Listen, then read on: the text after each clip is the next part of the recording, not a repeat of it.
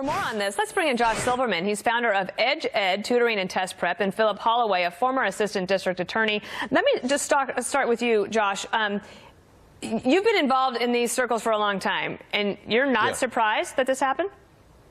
Well, for one thing, I work with students every single day, many of whom are applying to some of these very schools, Stanford and Georgetown and Yale, and they're angry and they're upset. Personally, I'm not terribly surprised because we know that money talks, and that's it's often a pay-to-play kind of a situation here. But this is particularly brazen.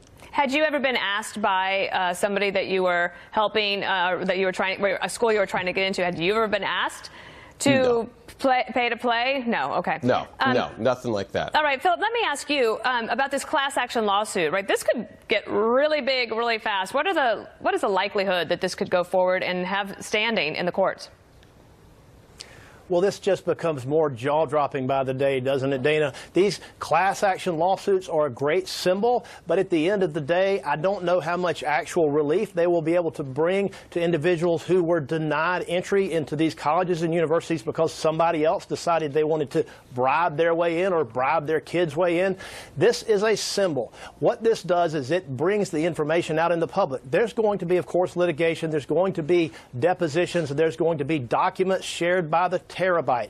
But at the end of the day, Dana, it's going to be extremely difficult, if not impossible, for any particular person to be able to prove that their particular child was denied entry because of what someone else did that was unlawful. So that's called causation. It's going to be very difficult to prove. And then there's the issue of damages. How can you prove how you were harmed beyond maybe the loss of the cost of admission application? Let's say your child wound up getting into the second or third choice that they had and they went on to do quite well. How can you say definitively how, if at all, you were actually harmed by this? So while I think this is a good start, I don't know how much actual relief it's going to bring to the real victims in the case. Josh, let me ask you about this. So Molly Line talked about the Buckingham family and the son who was of the accused college cheater. He apologized in the Hollywood Reporter, saying there are millions of kids that are less wealthy. He was upset. He knows that it's very hard to get into these schools and that he had an advantage over those who truly deserve those spots. Do you think that students, even if they didn't know that their parents were doing this, should they be expelled? I don't think there's any doubt. In order for this process to have any sort of integrity, any of the students involved in this have to be expelled. This doesn't mean that they can't ever go to college, but it means that they can't go to college at these schools that they fraudulently bought their way into. And the parents, some parents will have to go to jail. There's no doubt about it. This whole admissions process is opaque and it's capricious.